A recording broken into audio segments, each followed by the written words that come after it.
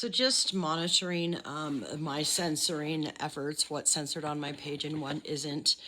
It's still pretty apparent that some psychotic, mentally ill, so-called professionals and weirdos out there are still trying to create a false narrative about my story, who I am, the illness that I deal with, etc., etc.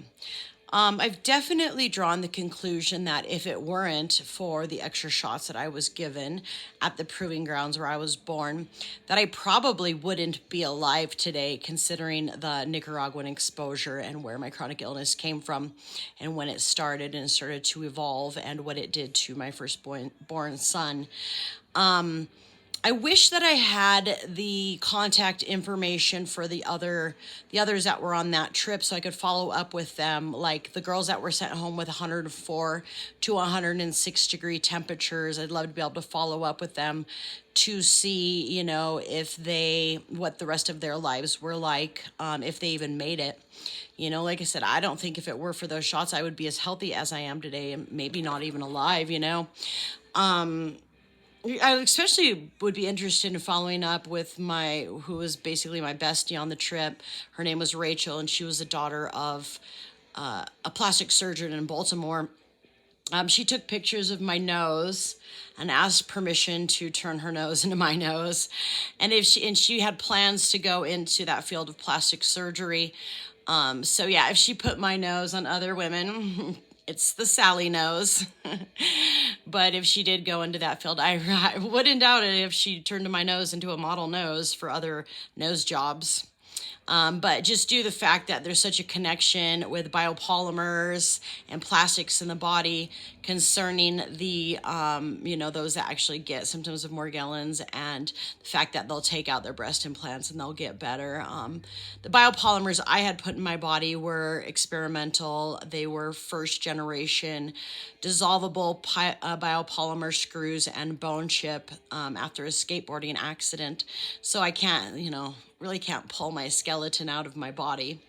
But there's definitely a connection and a link there as part of the big formula concerning the microbes and the pathogens involved, as well as, plastic surgery and whatnot. But the thing about it is that the weirdos that are actually mentally ill and are actually acting psychotically are those freaks that are trying to deny my story and the truth of what I go through, and trying to create a false narrative to cover up liabilities, fraud, theft, whatnot, It's ridiculous when you actually interfere in somebody's life so much that you're going to decide what shows up on their page and what doesn't, and the medical industry wants to deny the fact that actually it was a diabetes medication that got me better, and it wasn't because of diabetes. I don't test as diabetic, but it was basically because I was given that for treatment of PCOS, meaning,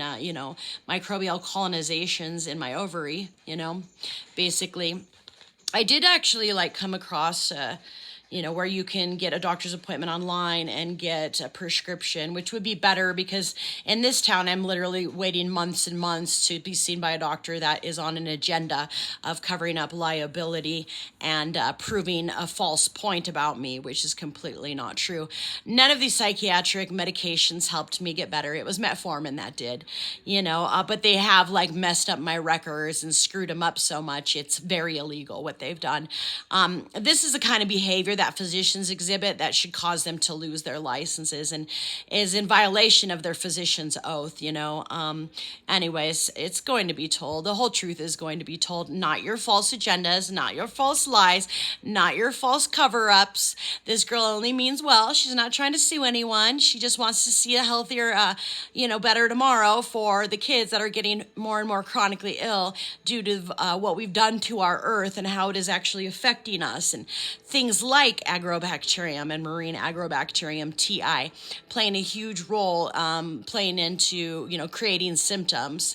And now they're just even making the drugs worse and more flesh eating to, further not treat chronically ill people. It's a big, gross mess. And we're never going to have a better tomorrow as long as this sort of behavior is allowed to be carried out by people that are so-called professionals and pretend to care about people's healths and their lives, when exactly the opposite is happening. Like I said in another video, nobody deserves to have lies put about them in their medical records because they got bit by a tick. And it's the same story for everyone. So it's time to just tell the truth, treat the root causes of illness, and get people better. You'll still have plenty of sickness to, keep your jobs with, I guarantee ya. But it's unnecessary to destroy the lives of innocent people with your lies. That kind of behavior is truly mental and truly psychotic. And things need to be balanced. The scales need to be balanced. And that's part of why I was put on this earth and went through what I've went through and have the story that I have, is to create a healthier and better tomorrow.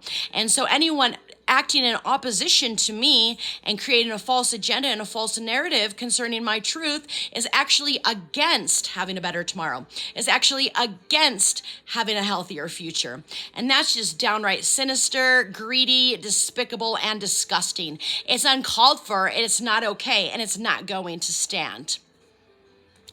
All I gotta say for now.